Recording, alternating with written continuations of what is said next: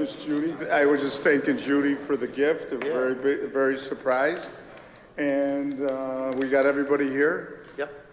Nick is in the other. There's Nick. Okay, Mr. Laurie, I'll turn it over to you. Thank you very much. Good evening, members of the board, staff, and members of the public, especially those that are viewing at home. Short, simple, to the point meeting this evening, members of the board and public. But I wanted to introduce you to something that we're rolling out next Monday because it's a major change for the district, a bit overdue, and I'll explain why it's coming now. Then we'll have an agenda review. The agenda for December's are usually pretty light. And then I have about 7 or 8 updates at the conclusion of the agenda review, and there's no executive session this evening. So without further ado, let's begin. We're going to talk about a new application that parents could avail themselves of beginning next Monday, and we're going to roll this out. We've been piloting a bus tracking app for parents. We've been piloting it for a couple months now, and I think it's overdue. There's a reason why it's taken us this long to get to, and the reason is because the software platform that we were using for 15 years was in the process of being changed over. It was I think it was called Versatran. You may have heard Versatran. The school people would know that. And then it went to Transversa. So they kept the name quite similar. And we didn't want to apply this bus tracking app while the changeover in the program was going. We also wanted to do our due diligence in terms of making sure that it worked. We met with our parent group about 3 or 4 weeks ago, and it was a good meeting with the parents because they were able to see this and then flush out a lot of questions and prepare us for things that may come forth from other parents. Just to give you a context of what we're talking about, we're only talking tonight about Niagara Falls Coach Lines buses. Only Niagara Falls Coach Lines buses. We bus or we transport approximately 4,700 students on Niagara Falls Coach Lines buses. Remember too that those transports are all within the city proper, the 15.9 miles of Niagara Falls. We're not talking tonight, at least, and we will soon, about an application for student busing that goes out of district for our exceptional children and for other purposes. So tonight, the context is Niagara Falls Coach Lines buses only. About 4,700 students are what we bus. It fluctuates, obviously. We made a decision about 2 years ago to reformat the transportation office. We have 2 coordinators. We've split their duties based on the bus company, pretty much easy to say. So all things Niagara Falls Coach Lines are Casey Dixon, who I'm going to introduce in a moment, and all things for student are Mike Schwenkbeck, who's not here but will be here at some point, and they also serve as each other's backups. So we don't usually let them take any days off, get sick, or take vacation, but if they were to, one would back up the other. And we have done this in a way that we've got full coverage from early in the morning till late in the afternoon with our after-school programs. It's worked out okay. I have to tell you, and I don't want to in any way down any of our services, but since we've made this move, we're never perfect with transportation. Never. It's never perfect. It's a struggle. When you transport 4,700 kids and addresses change often daily, it's difficult. And the bus driver shortage has not been alleviated. We've just been creative, A, through a good contract negotiation with the teachers and the multiple bell times, and B, with some hard work and real attentiveness, and even planting one of Niagara Falls Coach Lines employees in our midst here, who has been dynamite. Service has gotten better. We always want to get better. We're not there yet, but it's gotten better. But tonight's presentation is to show you what a parent can now have, an application to track their child's bus. So Casey Dixon is our Niagara Falls Coach Lines coordinator. She had a major hand in developing this and has walked along the process. I want to thank Becky, of course. She falls under Becky's direct supervision, and of course Ray is involved when it comes to technology. But Casey made a really nice presentation to our parents, because we have, and I mean this, and I thank the parents, we have so many people who watch these board meetings. This is just one of a number of ways we're going to get the word out on this ability to pick up an app. So Casey, would you come forward and give us your stunning presentation on bus applications? Thank you, Mr. Lurie. You're welcome. Hi, everybody. I am Casey Dixon. As Mr. Lurie said, I do help coordinate for Coach Lines and in-district busing. I'm very excited to be here tonight to present this to you, because this is something that I believe is going to help parents be more secure in the safety of their children on and getting off the bus at school and at home. We do get a lot of parents that are concerned at night if the buses are running 10, 15 minutes late, as any parent would be. I know I am. So this will help alleviate their stress of where their child is. So I decided to start with some questions that I have asked and answered for you. So can multiple people have access to this system, this app? Yes. One parent or guardian sets the student up, and then we can share the information to another parent. Can parents have access to the multiple students? Yes, they can add as many students as they have in their household. That way they can have all of their children in one platform, and we'll see that as we go through the slide. What if the student does not belong to them? The parent of said student would have to share the student with them. So if you have a niece, a nephew, a grandchild, you can have access to them, but on the parent's permission. So that's how we stop them from anybody being able to get the children that they shouldn't have. What if there's a split household? So limited circumstances, we can give another link. Parents don't necessarily get along with each other. We're more than able to give them another link so the other parent can log on just like the first parent did. Will parents or guardians who are not allowed access to students be allowed access to information? No. If there's someone that cannot have access, the school will not give any information for that student. So when the parent calls in and says, I need my student's ID, the school will handle all of that aspect. So they know in our Power School system who can have access and who cannot. So we will leave that part up to the schools to give out the security information that we have set forth. Can the app tell how many people are on the bus? No, it is only for your student's information. So it'll track your student, when the student's gonna get there, when the student's gonna get off, and if the bus is running late. Will the app be used for updates? Yes, updated route information will reflect within 5 minutes of me updating the route in my system. So it'll be a constant update for the parents, which they'll have to get used to logging in several times a day, or at least once a day, every day. Will the app be able to announce delayed starts? Yes. In an instance where we have to delay starts, I myself can go into the system and send a message letting parents know, and it'll go to everybody who has access to the app, that we're gonna delay an hour, 2 hours, or however many minutes time that we're planning to delay. How often should the app be monitored? Every day. Like I said previously, we make changes often, and buses can be made late by any circumstance on the road. So while they didn't start out late, weather, traffic, accidents, anything can happen, so they're expected to look at it often. Is it an annual sign up? No, it is a one-time sign up. It will update as the route for the new year. So when I route for the next coming school year, they don't see that information until I tell the system to let them see that information. Can parents message through the app? Yes, they can. They can message me with anything that they need. We try not to use it for where's my bus, because it's monitored, but it's not monitored within minutes of them sending a message. So those are kind of messages. How do I change my address? Can I add a daycare to my child's busing? Can I do an alternate stop? Any kind of questions like that I can take time to look into and call back. And then can we see our kid on and off the bus? Not yet, but that's hopeful for the future.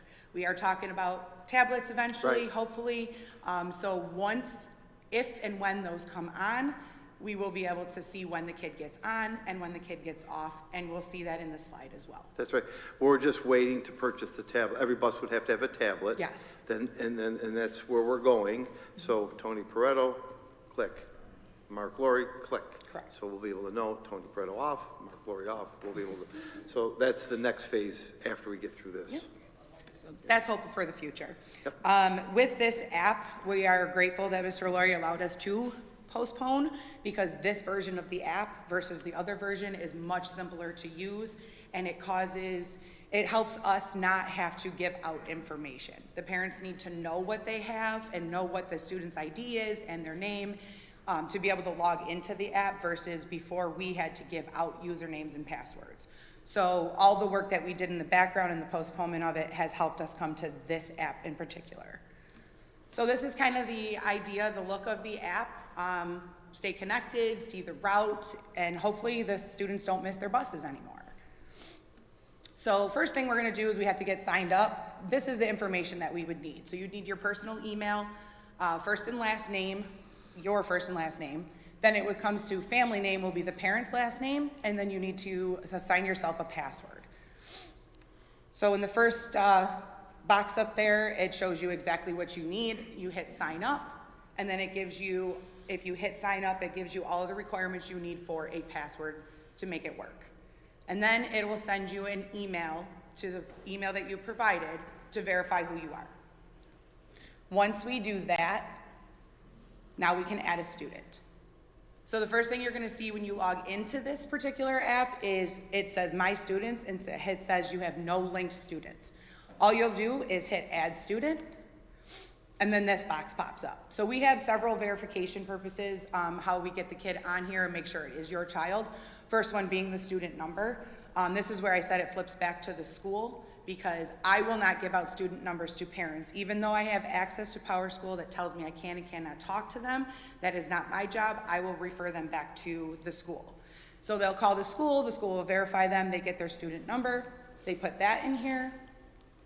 Then they have to have their last name, and they have to have their first name. These are the three security situations that we have installed now.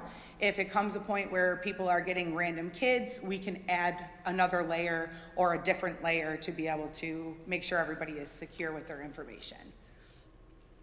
Once we add the student, you'll see black marks on here. That's because my kid's information was on here. Yeah, just so you know, any child or name, these are Casey's personal children, but we still wanted to black out the names and the addresses. But she used her own personal children, so that's why they're blacked out. We're not using somebody else's. No, these are my children. We want to Two of protect them, personally identifiable information, so. So I myself have 4 children. I do have 2 more linked to this particular screen, but when you first add the student, what you will see is them listed. However many students you list, you'll see their name, which is the first black box up there. You see the grade, as you can see, and then you'll see their address, and then you have 2 clickable boxes that say bus location or details. We'll get into that in a little bit, but you'll see all of your kids listed here with their information, so you know you have the right kid. Next, what you're gonna see is the stop details. So it tells me the first black box is my kid's name. It has the bus number underneath it. At the moment, it's not active because it runs off the GPS when the bus is started. So if the bus is not running, it's gonna show nothing. It'll show their stop information, but it will not show a bus on a map or any such information like that.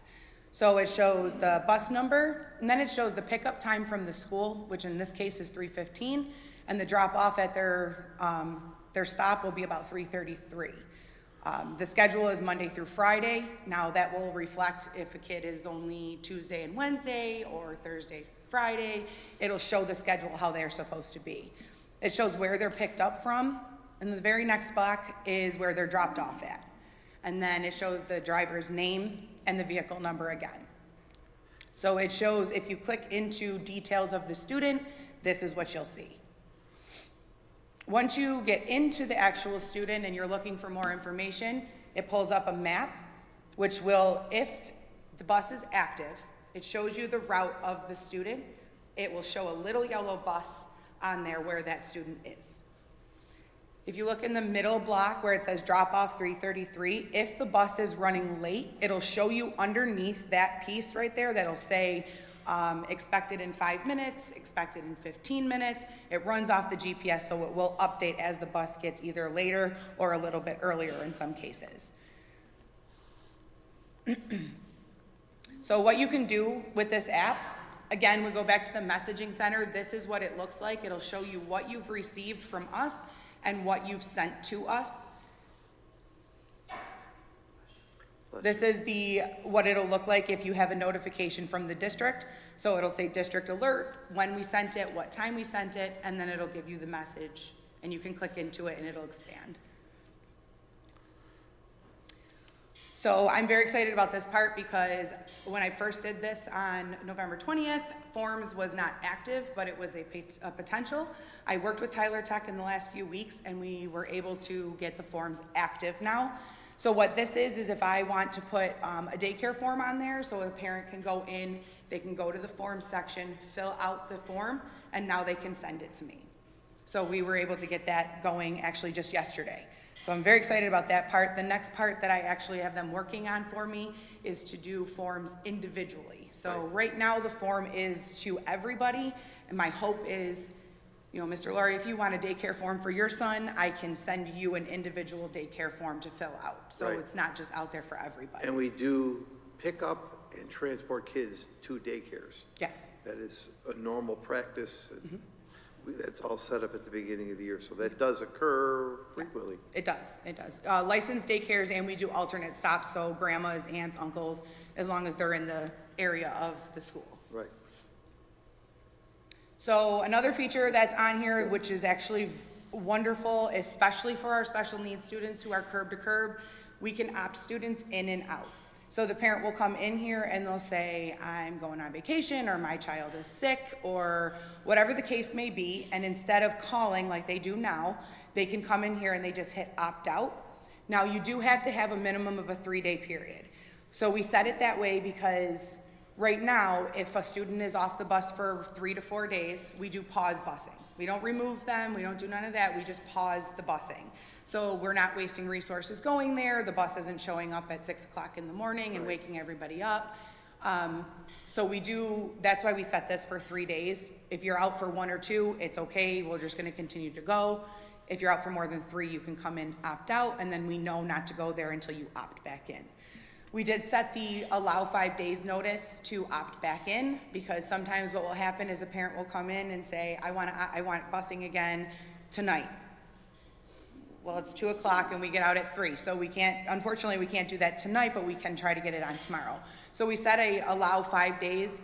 Most often it's not gonna take 5 days, it's usually gonna be a day or 2 after they opt back in, but we put 5 days just to cover our basis in case something is different or wrong and I can fix it before we start busing again. And that's for efficiency of, sometimes a bus will go to a corner or house, there's no one there, wait, and it backs up the time,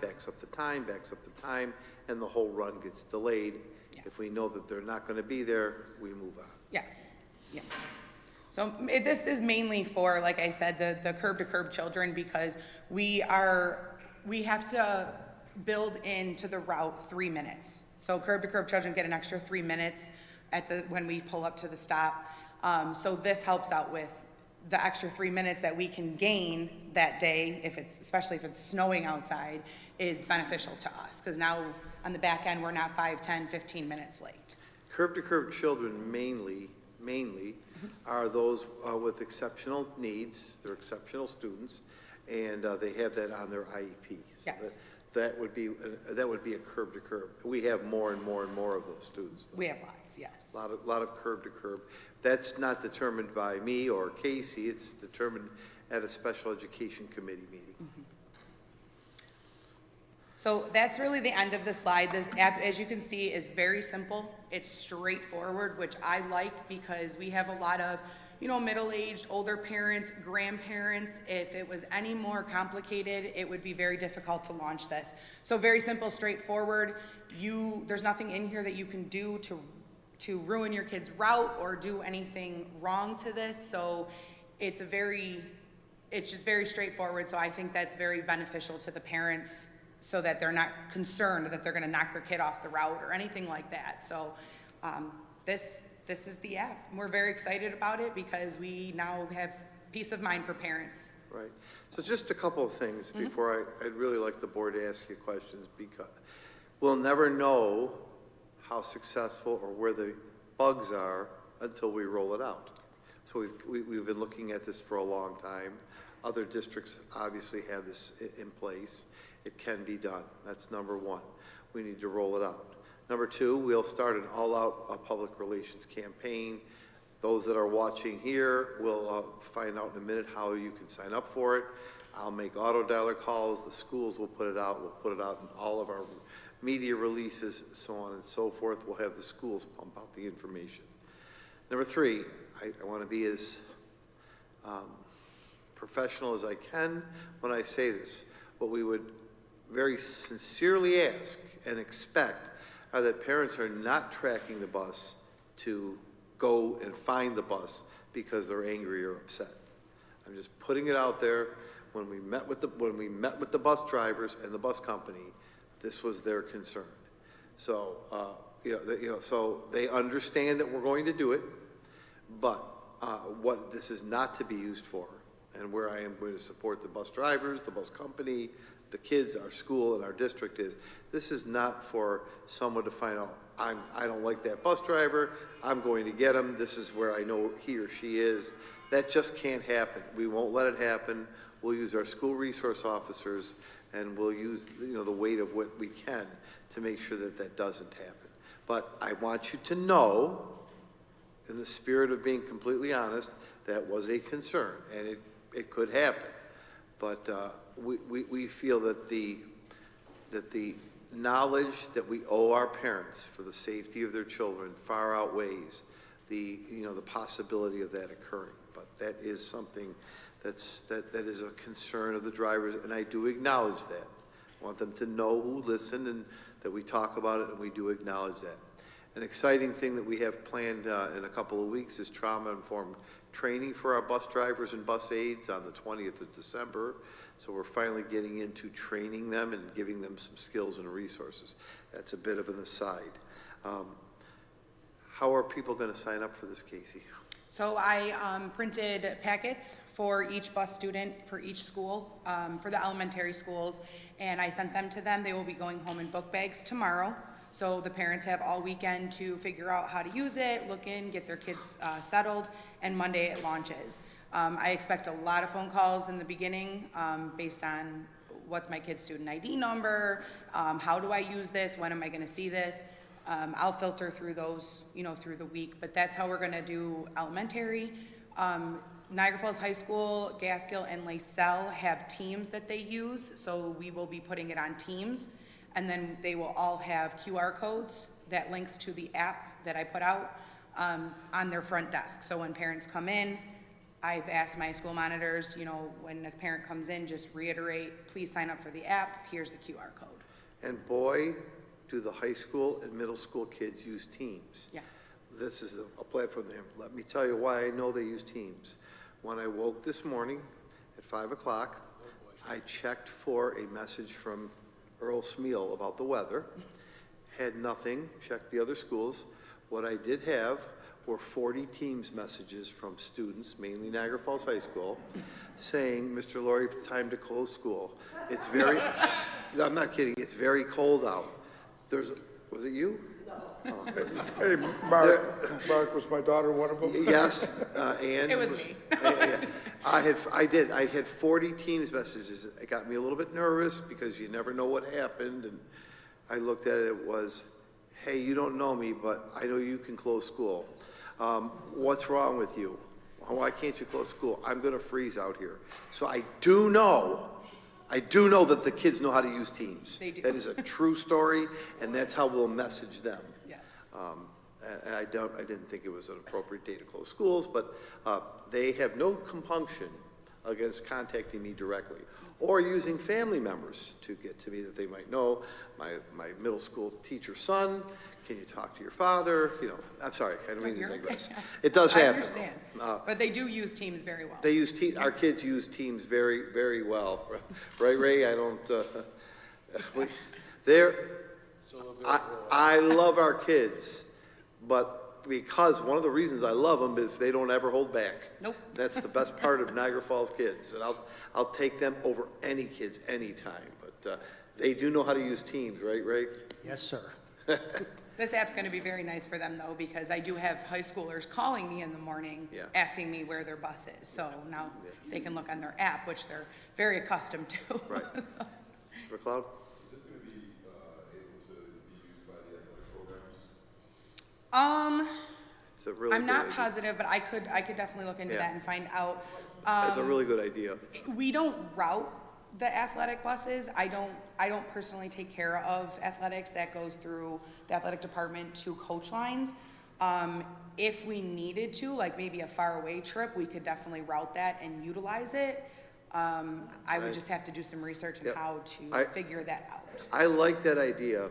I like that idea, and I think I'd like to pursue that. Mm-hmm. I know the indoor track team in particular, all the teams, I'm not excluding them. The indoor track team takes trips in the winter to Houghton, where the track meets are, and you know, Mr. Contento is always texting me, worried about canceling or not, and parents are worried about sending their kids there. So I would like to, thank you for your question, I think it was a good one. I would like to pursue this with Mr. Contento, his staff secretary, and apply this. I don't see why it wouldn't apply. No, we should be able to do it. We just have to build a route based on that particular sporting event. We're going, so. the route to Houghton, the route to Ken West, the route to Newport, the route to North Tonawanda. It shouldn't be that hard, right? No, not at all. No, it's just a matter of, there's a little more to it than building a route like that.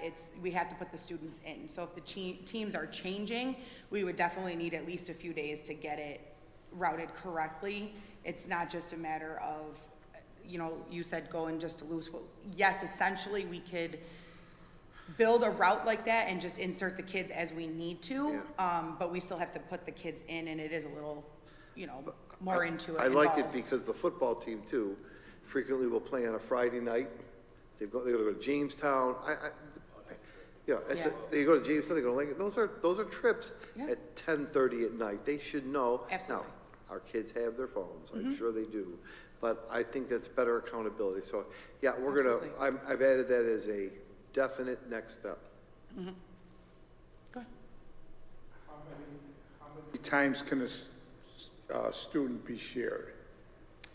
As far as I know, it's unlimited. I will get that verified, but it's unlimited because it's based on who you want to share it to. So so an individual parent gets one link, so only one person can link the student one time.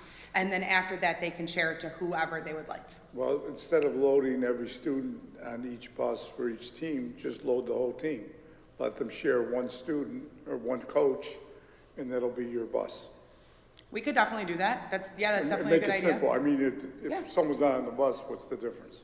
No, well, so the only way that we would have to, and we could totally do that, that's definitely a Make it simple possibility. for you. It would. So what we would have to do in that situation would be, a coach would have to be made a student in the system, which Right. is completely easy, that's not an issue, but that's the way we would have to go that So the way. names wouldn't be out, it would be one person. Yes. There wouldn't be, So with that, the only other, now that I'm thinking about this, is if we add the coach as a student, we would have to have each of the parents of the child on the sporting event add the coach Right. on their but platform. once you add the football team, I'm just using this, then they would all be on that bus, wherever that bus went. I'm not Yeah. telling your job. No, absolutely, I appreciate Please don't take the- it that way, don't take it that way. No, absolutely not, I appreciate that. No, I can look into several different options, I'll find the best one that suits, but that is Makes a good it easier for option. you. But I do have a couple questions. Parent calls the school, and I need my daughter's son's ID number, bus number, and all that. How do you verify, how does the school verify that that person is that person and they're So in Power School, I know I do the same thing in my office because when a parent calls, I have to make sure that I can speak to this person and give out information. There's always the contacts in there, who they can contact, and if there's somebody that they absolutely cannot contact, there is a note in the system that shows this person cannot be contacted. And then it's just a matter of asking, can you verify your address? Can you verify what school the student is at? And those are kind of the information that I personally ask for. Student number. Yeah, well, not so much student number because most don't, to be honest with you. I only know 2 of my kids because those are the ones I use as guinea pigs all the time. But they also have it on their paperwork that gets sent home. So when report cards come out, it'll be on the top of their report card as well. So for information on a phone, I stick with what's your address, what school, and sometimes I'll say, what's the grade? Sometimes I'll just ask them, okay, what's the student's full name? So they give me, it's kind of keeping them talking, and you can kind of sense like if there's a lie behind it, you know? I'm not all the time, but sometimes. Just curious, so we know Yeah. that. And once you sign into the app and you not sign off, but close or whatever, your phone goes back to dormant, does the app report anything to you, or do you gotta go back and look? So as far as updates to the routes, it will not report like a notification to let you know the route has been updated. That's up to you to go into it. As far as messages will come through. They're a little bit delayed, but they will notify you that there's a message been sent out. Okay. So I can use the app, and I apologize, I should have said this in the beginning. I can use the app instead of an all call. So currently my situation is if a bus is running late, I will text the principal and have them do an all call to let that particular bus know this bus is running 10, 15 minutes late. And a lot of the parents will say, I didn't get it, either the phone number is not updated or whatever the case may be. And now with this app, I will send out, if I can send to the whole district, or I can break it down into buses, or I can break it down into individual children, and I can send a message to them and let them know a bus is running late. So is there an option, or is a suggestion for an option, that once you sign into it's not us, obviously, updates, once you sign into a route, it would be nice if it sent you a text, the bus is now 10 minutes late, similar to an airport. Yeah, I can suggest that. Up the road, I mean, I know this is new, and I just... Oh, Tyler Tech is very responsive for suggestions, which is who runs Traversa, that's the company. Like the forms that I had added, they had originally had the forms on there as COVID protocol. So they weren't using the forms for anything else, and I had asked them to put the forms back onto the app, and they were a couple weeks response and done. It's completed. So they're very responsive, so I can add that as a suggestion. Just a suggestion. Yeah, absolutely. No, Ray, they're good. This is Tyler cool. Tech? Yeah. It is. Ray, Tyler Tech? Yes, Tyler Tech has been an active vendor for a few years now, and they're starting to acquire other software, so the ability for them to be more of a comprehensive solution should be coming. So it's a trusted source. But I like what you're saying, Russ, that if the plane that I'm on is 10 minutes late, you're not taking off at 8:34, you're taking off at 9:05, right? I just can imagine, like you said, you had 4 children, you're getting them all ready, and you're looking at this bus that, if it just came over, bus number 2 is 10 minutes late. Right, yeah, So, no, absolutely. Just a thought. No, that would definitely be beneficial, especially for myself as a parent. You're absolutely right. Well, I wish you good luck. Yeah, I think what we'll do is, if we take an expected field of, well, there's 4,700 riders, but there's not that many, there's fewer families. Yes. So we'll keep you updated as to, okay, now we've got 2,000 people using the app, 3,000 people. I'll keep you updated as to how much application, how it rolls out. I can run reports right off my system for that. Yeah, so I want to keep everyone informed of this, and we'll keep pushing it out, and we really need to roll it out. I like these 2 weeks before Christmas to work out bugs and kinks and find out in phone calls. It will be a little hectic the next 2 weeks, but at least we'll know, and we'll be able to do it. But the point is to make parents feel safer. Have parents know where their children are. They have a right to that, just like they know what classroom they're in. And again, I reiterate this, parents or anyone who's watching, this is not to track down a driver. If you have a problem with a driver or bus, you are to call the transportation office or your school principal, or my office. That's the proper way. Do not take that situation into your own hands. Please, I'm going to reiterate that continuously. In a much more eloquent way, I'm going to say that on my auto dialer calls as well. That's not the purpose of this. We want to keep our kids safe. Correct. So I think even, unfortunately, we've had accidents. Sometimes a bus has been in an accident, and I think I've reported that to the board. We'll be able to let parents know everybody's okay. This is what's delaying it. No one was injured, but we need you to know that this is happening. What do you think, Casey? Anything else that you've forgotten? No, I think I pretty much caught everything and a couple questions. If anyone has anything else for me. The district parent committee saw this. They had a good, they were very supportive, not supportive. I had to leave. They were very supportive. They were very excited about it. As I am as a parent myself, it's very, you're trusting a complete stranger with your child on the bus. So the more information you have and the more options you have to know where they're at any given time is always beneficial. So this is something that I believe the parents are very, very happy about. And I will, because I like the idea of extending it to sports, and eventually has to get extended to clubs. We have a ski club that goes to Kissing Bridge. That's a long ride. If they're using a Niagara Falls Coach Lines bus, I would want to know where my kid is on the ski trip. Or its academic team is traveling to somewhere. That's the next phase of this, to get it to those extracurriculars. So I thought that was a really good idea.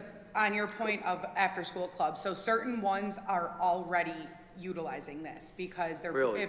for boosters. The ones that you were talking about, no, not yet. Those are considered field trips. Right. But boosters themselves, the after-school programs that right now currently boys and girls are running, but when we bus them, they're already routed to go home. So if my children were on an after-school club, it would show in their details. Good. We're on our way. Huh? We're on our way now. We're on our way, yeah. Coming on up. So, Casey, thank you for your work on this. Thank you for your work. First of all, thank you for your children coming to our school district. We appreciate that. We appreciate your work. We're trying to the parents, and I know busing, and I'm certainly not blaming you or Mike, the transportation is sometimes frustrating. It really emanates from not enough bus drivers. But we've done the best we can. I want to give a particular shout out to Alexis from Niagara Falls Coach Lines. Alexis spends a couple of days a week in our transportation office, and she has been a real godsend because she sits next to our transportation coordinators and is able to route and troubleshoot. The other group I want to give a shout out to is our senior school monitors in our schools. Each school has a senior school monitor. They have many responsibilities, but one of their major responsibilities is to interface with the transportation department on buses, bus changes, making sure kids are on the right bus, along with the principal. And we have started a practice in the last year and a half on superintendent conference days, bringing our senior school monitors to transportation and opening up the lines of communication with the transportation office, the senior school monitors, and I think that's helped a great deal. And we'll train them on this system as well. Okay? Yeah. Thanks so much. Thank you, guys. As I said, we have just a brief meeting this evening, and I'd like to, at this time, call your attention to the agenda review, if I may. Maria, you're going to get ready in the on-deck circle? All right. So before we move on, your next board meeting is on Thursday, December the 19th at 7 o'clock. I need to remind those members of the School District Audit Committee and their secretary, Wendy Tedesco, and Becky and Julie will send out a reminder, but the Audit Committee is going to meet at 4 o'clock that evening. And the purpose for the Audit Committee that evening is twofold.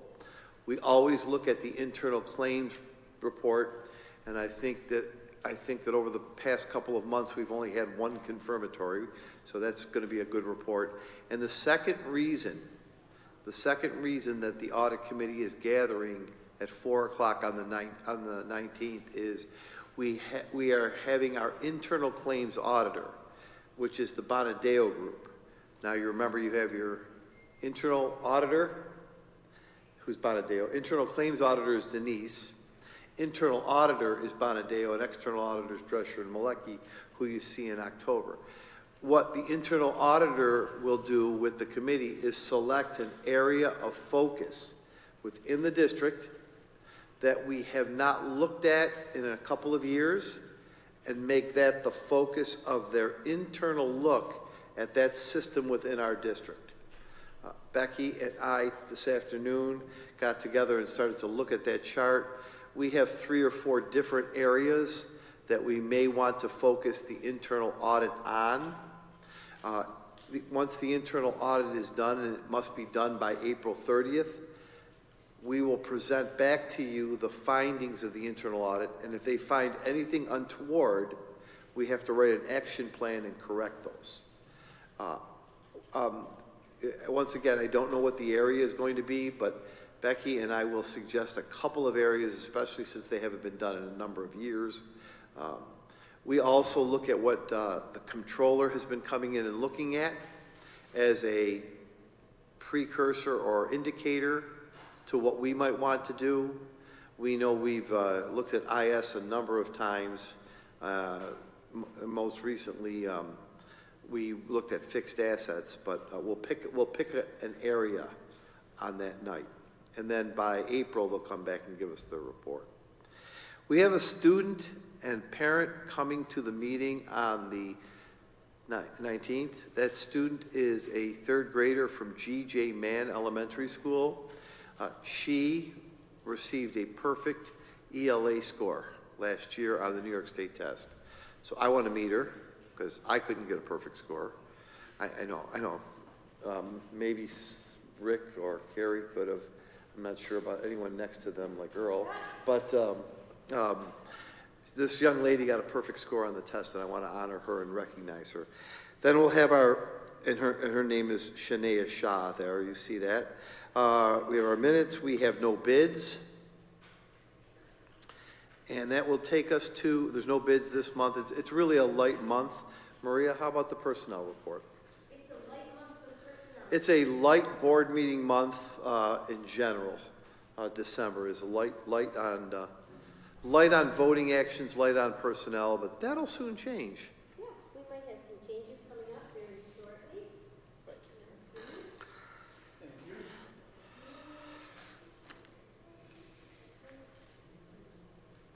All right, so tonight we'll begin with the classified report. You see, we have a retirement of a school nurse. We have a resignation of a junior accountant. Turning to page 2 of 3, you'll see we have a probationary appointment of an assistant child care associate. And then on page 3 of 3, we have some winter sports support workers. So again, a light report. If we see some expansion, we will see that expansion on the classified report. We have some postings out now, and we may be doing some hiring by the end of the month. But this is relatively short. This is Extremely short. This is as short as you're probably ever going to see it in terms of activity, because we're settling into the course of the school year, right? Everybody's mostly been hired. Everybody is working in their positions. We do have an occasional resignation or need to appoint somebody or retirement, but it's a short one. Wow. Super short. Then looking on to the certificated report. We have the retirement of a teacher on special assignment, an instructional coach. We have the resignation of an ENL teacher and a school psychologist. And then on the middle of page 2 of 5, you'll see we have some involuntary transfers. Beginning on page 3 of 5, we're still doing per diem work and schedule work, so you'll see some information on that. But again, a light report. You might see some asterisks on the next report, but very, very small. If you look at page 4 of 5, I want to point something out here. I always preach A versus F codes. If you see, we had a really successful elementary basketball league on Saturdays, and all the six schools with the older children really participated. We got tons of parents out. We had cheerleaders. It was a great activity for kids. We lost the grant. We didn't lose the grant. The grant expired. But we are putting some general fund money behind it because it's a good thing for kids. It's a good thing on Saturdays for kids. And Mr. Brown and Mr. Fukuchi, I should mention their names, are really good at running that and getting kids involved. So I thought it was important to extend a program for our young elementary kids in basketball. The grant ran out last year. That was the end of that grant, right? So, and just so the viewing public and board members know, we didn't lose it. It ran out of its 5-year cycle or 3-year cycle. And those grants are not being posted again to apply for. They're just not there anymore. So we do have some general fund money, which I'm glad to say. And I felt, and the staff felt, that this was a really good Saturday activity for kids. Mr. Laurie? Yeah. While you're on that subject, is there any chance that we'll be opening up our schools in the evening for the kids and parents to do the walk track anymore? Yeah. Or anything? Yeah. It's a really good point, Mr. Consemi. We used to do that in January, February, and March. Yeah, and you know what? For a bit of money, we got a lot of community into the building. So yes, I'll take a look at that. Yes, we haven't organized it yet, but I think it's a good point. We used to get a lot of people to come in and use the pool, and people to walk the track when there weren't basketball games, right, or sporting events. I will look at that. Yes, we did it many times. I think maybe that would help. I looked at the boys club roster and they're full. Yeah. And there's no other facility that I can think of that the kids can go to in the evening. Yeah. And except on the streets and getting in trouble. So I think that we should really look at that. Got it. Be at our home schools. No, I got it. No, this would be for adults mainly, and we open it a couple nights a week, and we have security staff there, and I think it's a good point. And I would venture to say we'll only do it in the January, February, March, and April, until Easter break. The answer is yes. I'll look for that on a future board report. Thank you. You're welcome. Support workers. Nothing much else, Maria, huh? No, not this month. Okay. Thank you. We have, moving on, let me just go through some of these short-term contracts. The first one, last year, we worked with Justin Gilmore, who worked with our kids at Niagara Falls High School. They put together one of the nicest film festivals, a student-run film festival where 7 groups of kids, not just individuals, groups of 3 or 4 kids produced short movies and made short movies about various topics under his direction and working with the TV studio. They rented the Capitol Theater over here. They showed their movies, and then they had a talk about their movie afterwards, just like you would at a film festival. And we had hundreds of people come to the short film festival. So we're going to do another film festival in the spring. He did a great job with it. They put life-size posters, they write the scripts for the movies, they act in the movies, and it was really a great event. That's the first short-term contract. The second one is for, it's an F code. It is for the Teacher Resource Center training. Dr. Lynn Lebecki is an early childhood workshop. That is for Head Start. Short-term contracts 4 and 5 are for the annual Gaskill trip to, is it Washington, D.C.? Thank you, Maria. They're going to Washington. Now, we don't pay that. They fundraise. And they contribute to that so that the 8th graders can go to Washington.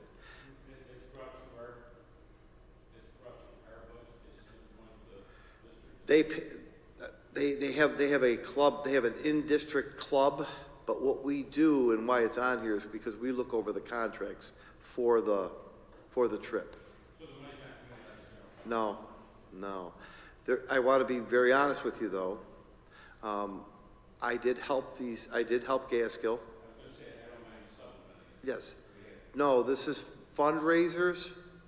They had Chevettas. LaSalle had a basket auction. There is some payment. Let me tell you where we did help them. They like all of the kids to have common hoodies or sweatshirts, and that's what the district's contribution was. They designed a shirt, Gaskill designed a shirt, and that was what we did pay for that, or I did pay for that. You know, because we try to keep the cost down on our families, but they've got to fundraise. That $14,000 does not come out of our district coffers. The money for the shirts did. And it's a great trip for the 8th graders. The last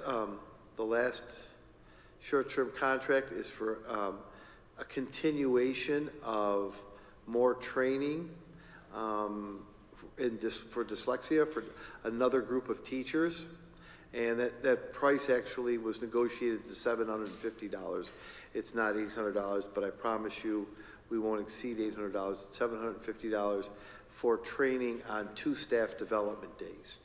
Again, we're trying to train our teachers as much as we can to understand students with dyslexia. And those are the 6 short-term contracts that we have for this month.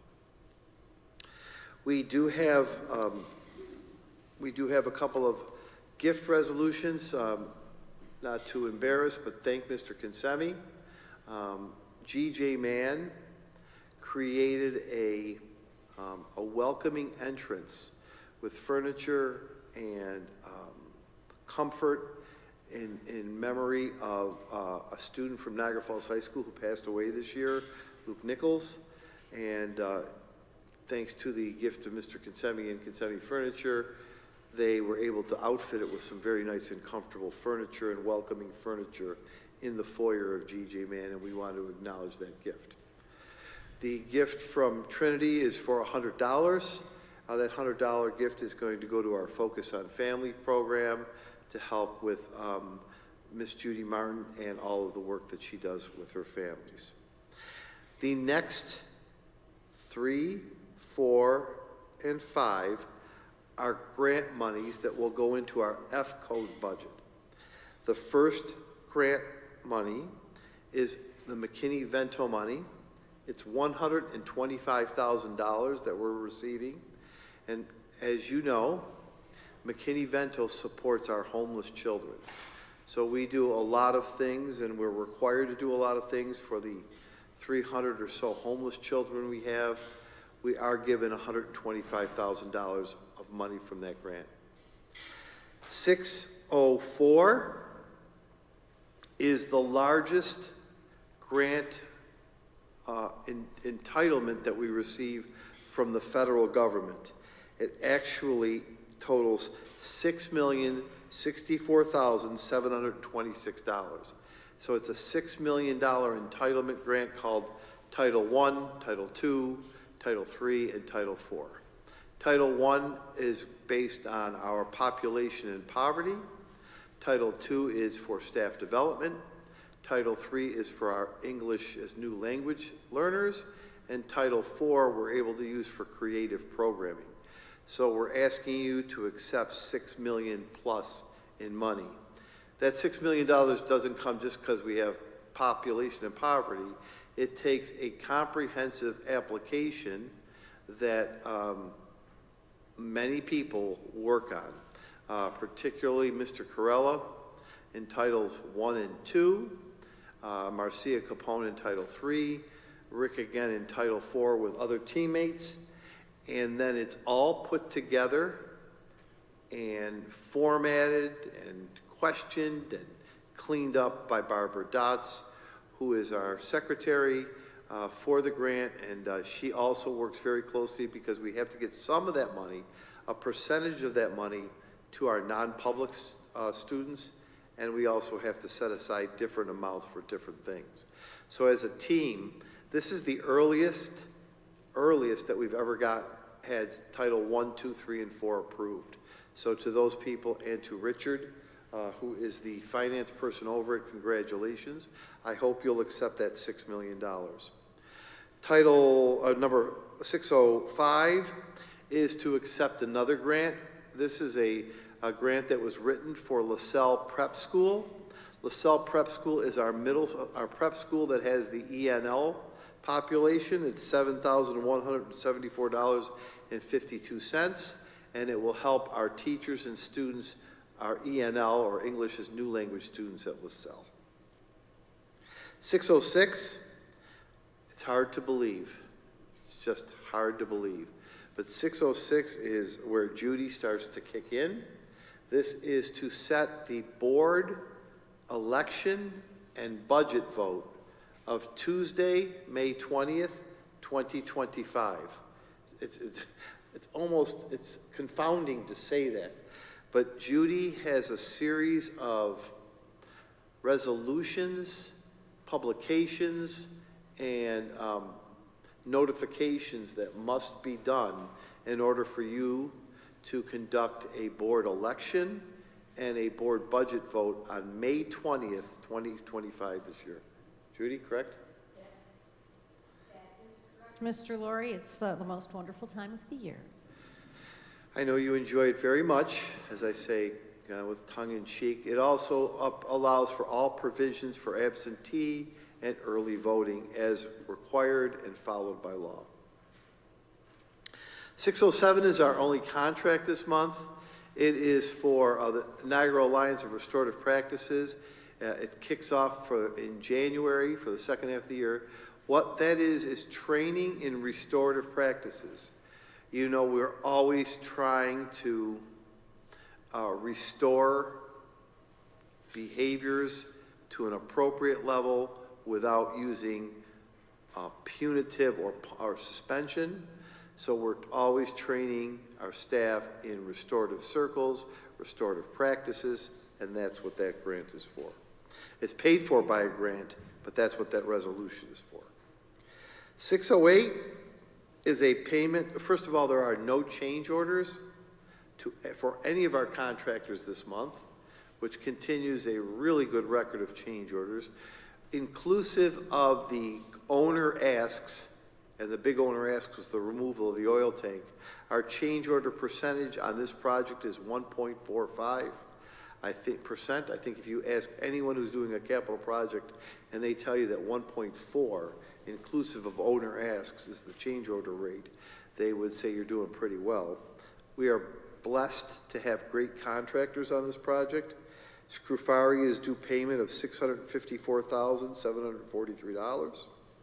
John Danforth, again, we have two payments to them because we split this bid up, Gaskill and LaSalle. Danforth won both bids. One is $126,703. The second one is $67,397. And then we move ahead, excuse me, to our next contract, and that is for, excuse me, Fry. Fry Electric has been a solid contractor. They continue to work to pull wires for our alarms and our secured vestibules. We're paying them $170,562. Stark is the technology that goes with it, $9,472. And finally, Johnson Controls is $87,498. All of that money comes from the capital projects budget that was approved a couple of years ago, and it's all reimbursable at a rate somewhere between 90 and 98%. We continue to make good progress. The greenhouse is going up. It's starting to look better and take shape. The secured vestibules are, as you can see, this one is just about done. Earl tells me that tomorrow they're going to start moving the furniture out there and move our receptionist to the new vestibule and get the pass-through window going. We have 4 schools remaining to begin vestibules on, but those vestibules will be beginning soon and done by the summer. We are wrapping this capital project up in August, unless, and we will have money left over, And we will come back to you and say, here are 4 or 5 things that we think we should do with this leftover money, which I believe we're going to have money left over because of our good rate of change orders. Yeah, I'll do the old Russ Petrozzi, don't hold me to this, but I think we're going to have about $1.5 million left over, which is a good thing. We have enough work to do. Now, don't hold me to that number. And it could be, yeah, that's it, Mr. Villado. It could be better.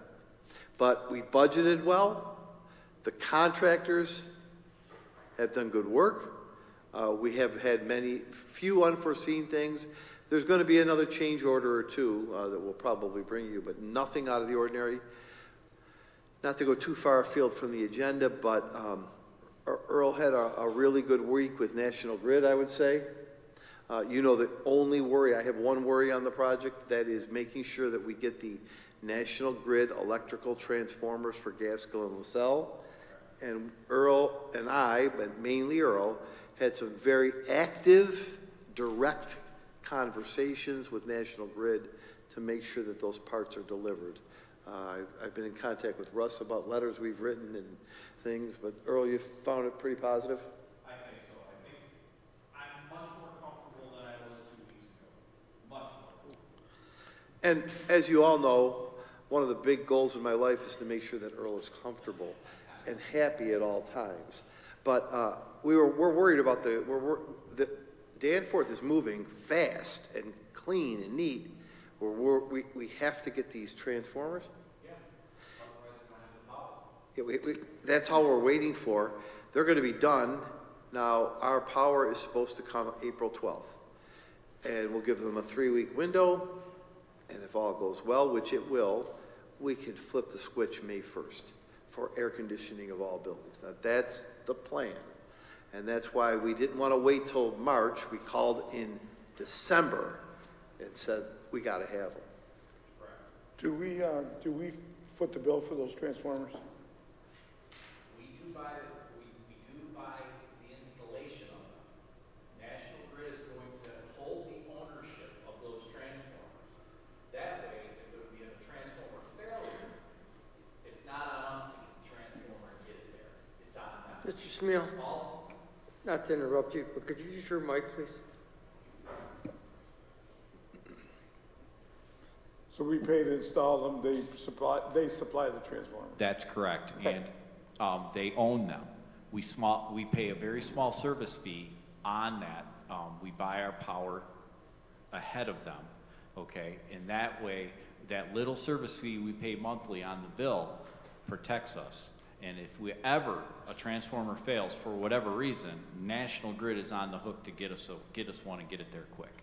Do you know, are they step downs, step ups? Oh, they're step downs, So absolutely, they're coming yeah. off the main feeds? Yes, yeah, and that's part of, I believe, the delay, is the engineering behind getting the new conductors that are necessary for the kind of power these two buildings are going to start pulling. I don't believe it's currently in place at the poles. So they're probably going to be pulling new conductors and such just to get us there. They won't be able to feed them. Yeah, that makes Correct. sense. Do you know? 13,000. 13,000 volts? But in this case, they may be more. 20? They may be more.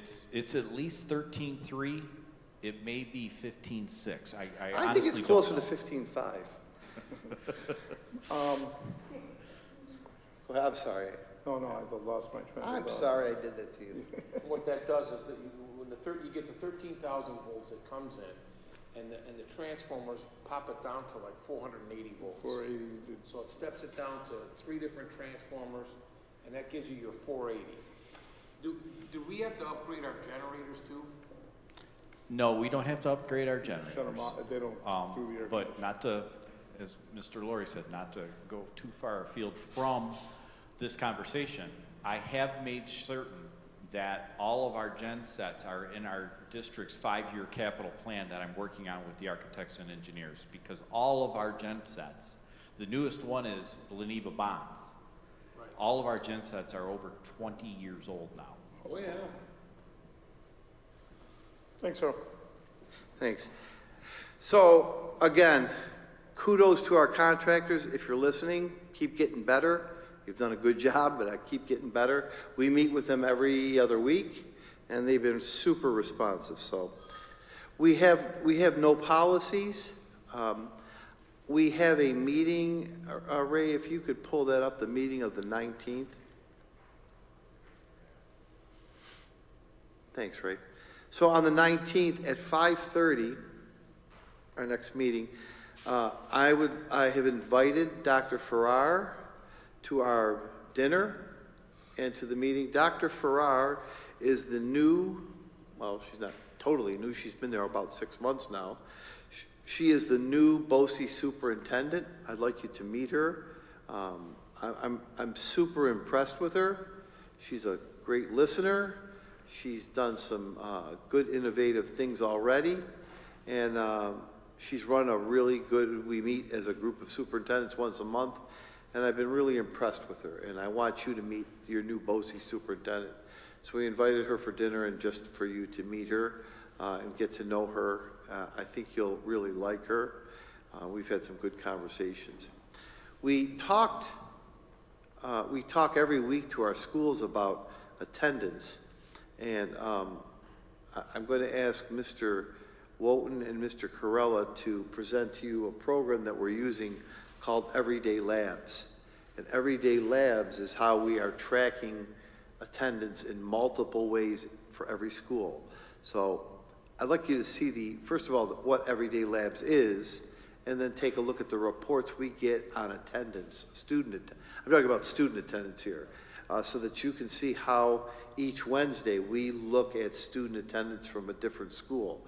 But I want you to, know how closely we monitor it, how deeply we break it down. I mean, we go down to the individual grade, student, etc. And I want you to see that program. And then we'll review this agenda again. 7 o'clock is the meeting. That new program you're talking about with the attendance, it doesn't give any recommendations on about getting kids to school or attendance or anything like that? You want to answer? Because we know there's issues with attendance. Oh, yeah, And we're looking for solutions to We'll talk about it in detail next week, but there's tier 1, tier 2, tier 3 support that we'll go into. But then also we'll talk about how the social workers and how the school buildings themselves have addressed those barriers. I think you'll be pleasantly surprised with the attendance rates. Yeah, good. Thank you. Yeah, they are improving. Look, if we don't monitor it and talk about it, it's not going to get better. Are they where they should be or need to be? No, but they're improving, which is good news. Nowhere near what we need them to be. But this Everyday Labs has not only given a snapshot of exactly where every kid is, where the school is, where the district is, but as you asked, Mr. Valaro, it really helps the social workers, the principals, the teachers, the school teams say, all right, what do we got to do? What do we need to do with this segment of kids? What's not working here? Do we have a particular group that is, absent more, and for what reason? Yeah, it's really good. And the other thing that I like about it is this is the attendance module that I'm looking at. What I learned this summer, my fault, we had 3 or 4 different attendance things going. And right now we're only going to use Everyday Labs, make sure it aligns with Power School, and make sure that that's what gets reported to the state. So when you see our attendance records for the state, it's accurate, it's from one place. So we had to do, to the credit of Mr. Wotton and a team, they cleaned up some of the ways we were recording attendance too, which was not always favorable for our district. So I think but I want you to see how I want you to see what it is, what we're doing, how we're doing, but also what reports you could ask for. Like, can I see if you as a board member wanted it? We'll review the agenda. We'll have the regular board meeting. And then, of course, we would be wishing everybody well for the holidays. The 20th, the next day, the 20th, is our last day of school for students. That's our last day of school for students before that board meeting. So, Mr. President and members of the board, if you have no other questions, I have a couple of updates that I'd like to go through with you, if that's all right. I invite, I invite everyone tomorrow evening and Saturday afternoon to the Cataract Classic Basketball Tournament at Niagara Falls High School. It's our boys basketball team's opening weekend. Sadly, a team from Ohio, Massillon, Ohio, did not want to take the chance with the snow to come in to play with us, against us. So we, again, kudos to Joe Centeno. He was able to arrange for a team from the Albany area to come in and take their place. So they're going to travel by bus from Albany up. I think it's a little bit less tenuous for the travel. That's tomorrow night. Our team plays at 6:30 tomorrow night. On Saturday, our team plays at 4 o'clock. And that will be, before that game, we'll retire the basketball number of John Hayes, a 1965 Niagara Falls High School graduate, a prolific basketball player, a gentleman, a city resident, somebody who's known around these circles as one of the absolute greats of our area. As an aside, tomorrow, speaking of sports, tomorrow evening at 7 o'clock in Hamburger Orchard Park, James Starks, one of our students, will be inducted into the Section 6 Hall of Fame. And we are looking forward to James coming home soon so we can honor him as well. On Saturday, last thing about the Basketball Classic, all proceeds raised go to scholarships for Niagara Falls High School students. And I saw the scholarship roster from the foundation. 40 scholarships are going to be offered this year.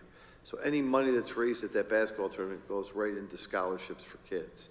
So 40 of them are coming out. On Saturday, from 11 to 6 in the PAC, the Niagara Falls firefighters will have their annual Firefighters Toy Fund. Our students will broadcast and live stream that on 1302. It'll come out of our theater. That's our support to the firefighters who do a lot of great work. And when you think about it, the money that the firefighters raise goes back to our kids too. They're for our families to have a good Christmas. So I thank the firefighters and encourage everyone to get involved. Last evening, I had the honor to go to the Wurlitzer Banquet Facility, where the Niagara Region Construction Alliance gave the Lighthouse Award to Mr. Matt Rajak. Matt is a construction trades teacher at Niagara Falls High School. They saw what Matt did with our 25 students in building I think, the world's largest and most sturdy gazebo ever constructed in the history of the world. If you go by Hyde Park, it's a beautiful gazebo. They just need to put the roof on when the weather gets better.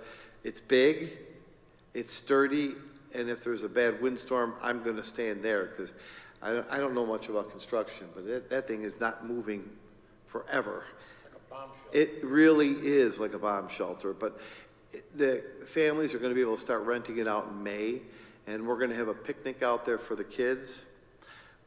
We also, just so you know, and there's a lot of work to be done with this, but we also made a request on behalf of the kids in the construction program to the city. We've asked for a house. And what we want to do with those students is to refurbish a house next year. So right now what the students are doing, they have to put I guess it's called tongue and groove, whatever that is, roof on when it's better.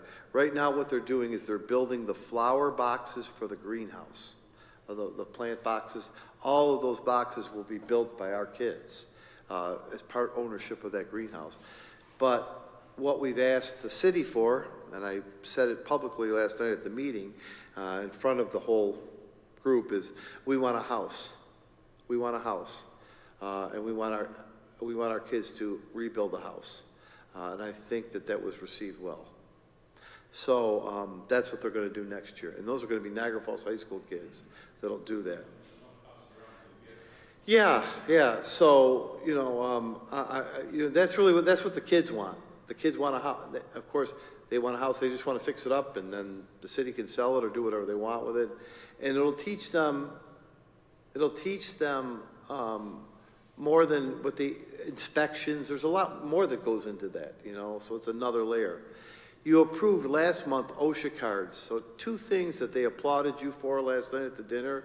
They can't believe that a school district has 200 kids with OSHA 10 cards. You approved that training last month. That's pretty good. And they approved the philosophy that we've shared, is that we are not training kids for one particular trade. We're training them in all the trades, not just to be an electrician or a brick mason. We're exposing them to all. And those were the reasons why Matt received the award. So it was really a great night. I want to thank Dave Norton from Lafarge. I believe it's a cement company.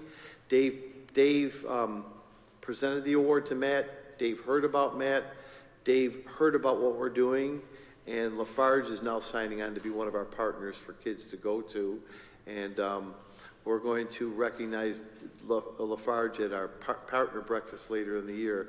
He also bought all of the tickets for our dinners to the event last night. So thank you, Dave Norton from Lafarge and the Niagara Regional Construction Alliance.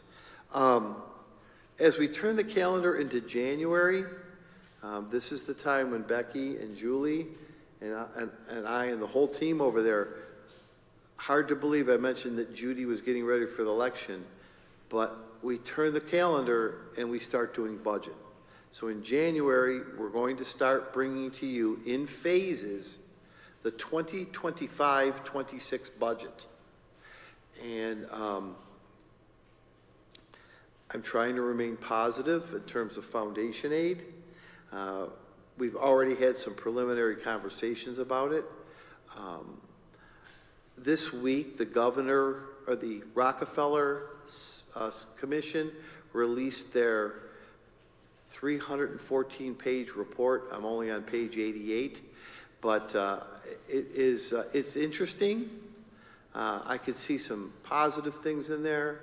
I could see a lot of concerning things in that report.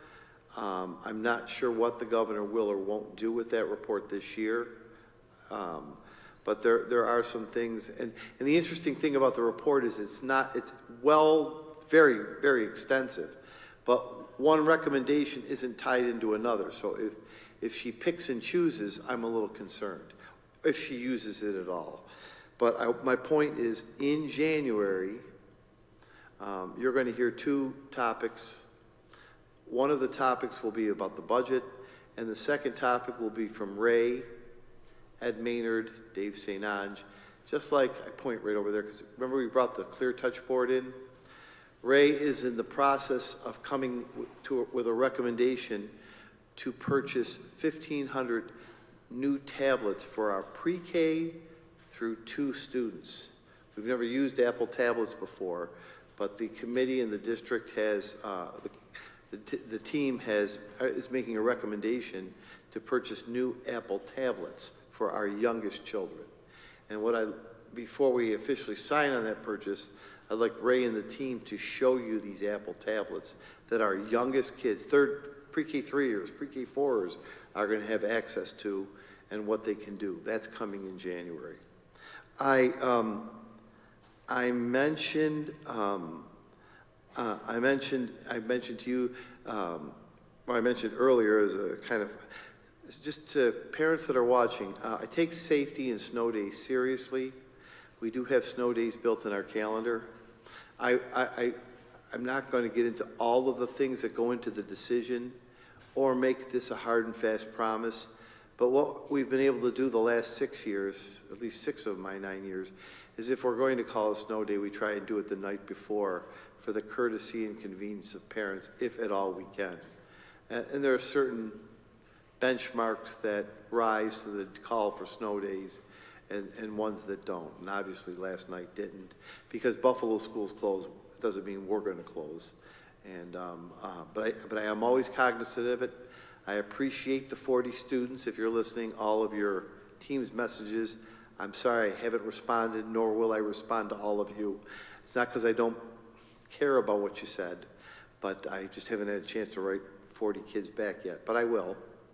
But I didn't think it was appropriate. But my message is, we'll watch closely. Earl is the resident weatherman. He's accurate about 50% of the time. He's inaccurate about 50% of the time, so I'll keep an eye open for snow days. Yeah. I believe, Mr. President and members of the board, that is all that I have for this evening, but I'm happy to answer any questions that you may have or have heard of, or the staff can answer if there's anything we can do for you. Colleagues, staff, seeing that, Mr. Laurie? I say good night. Let's night, keep Tom. up. Hey, let's keep up the great work. Schools are been. What's that? Oh, sorry. If I may? Yeah. First of all, for all my board members, I want you to know that I was humbled to receive an invitation to the Heartland School District for their Thanksgiving dinner from the BOCES organization. And it was amazing to see 400 kids eating their Thanksgiving dinner, and I was Chef Gourmet. I was able to distribute the food to them. It was a great day for the school, and the people were very receptive that Niagara Falls showed up. I also want to kudos to, Mark has mentioned it a couple of times, but the mural at Abbott is unbelievable. And if you can walk out, now it's too late, but in the courtyard, the work that was done in the courtyard and the painting on the floors is absolutely beautiful. It's incredible. I'm going to get you some pictures. I'd like to put some pictures up, and I'm hoping that we can get the actual artist here at some point who did it. I just want you to know something, and I appreciate that, Mr. Getsemi. That was free. That was all free. And the second thing, not to steal your thunder, Jim, but the kids had input into what was on that wall. And it takes a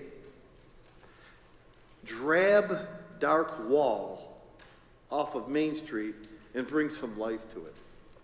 Thanks for bringing it up. Not only that, if you have the opportunity to sit with our great principal, she has all the character sketches that the kids actually drew that the artist used to make the final mural. It's really incredible. Also, the vestibule that was reconstructed there is phenomenal. Yeah. I couldn't even get in. I mean, I told them who I was, they couldn't care less. Yeah. But it's phenomenal. Yeah. You couldn't even get the door open, you couldn't get out, you couldn't get in. So it's working, that's for sure. Yeah. And last but not least, we'll see you all Saturday. Oh, that was 4 o'clock for John Hayes? 4 o'clock for John Hayes. The game will, I want to do it before, we want to do it before the game because at halftime people are milling around and I want to get everybody's attention, get the band, we're going to get the band hyped up. We're going to John's family. John's bringing 40 members of his family. 40 members of his family. Joe Contento has done a really neat job of framing his old jersey that'll hang in the high school. And we're going to give John, I'm sure he's not watching this, probably is, we're going to give John a replica copy of it for his garage, which is a monument of basketball so that he could take one home. And we've got some gifts for his wife that we'd like to give on behalf of the school district. But John's a first-class guy, a power cat, played at St. Bonaventure, outscored a gentleman named Lou Alcindor. Earl, that's Kareem Abdul-Jabbar. I don't know if you know anything about basketball. No, he scored more points than he did in 1 year. Freshman year, he scored more points than Kareem Abdul-Jabbar was Lou Alcindor. And John scored more points than he did. There's baskets. They used to be peach baskets. Now they're affixed to the wall. Peach basket. Yeah. 1965. It was a peach basket, Earl. Some of the things that you wanted to put in the schools, peach baskets, we're not doing that. Yeah, no, John's a great guy. You know what? He played with Bob Lanier. And you know what? John, I know there's some people, because the kids were in the gym and they're like, who is this guy? You know, they think of James Starks and Johnny Flynn and Paul, you know, Franklin Starks, and you probably remember him, maybe Mr. Velardo, and John Hayes were two of the all-time greats. So John loves the Falls, and John loves Niagara Falls High School. And it'll be fun. It'll be fun. So thank you very much. Okay, just good night to Mr. Bass that's been on, and good night, everybody. See you in a couple of weeks. Thank you. Thank you.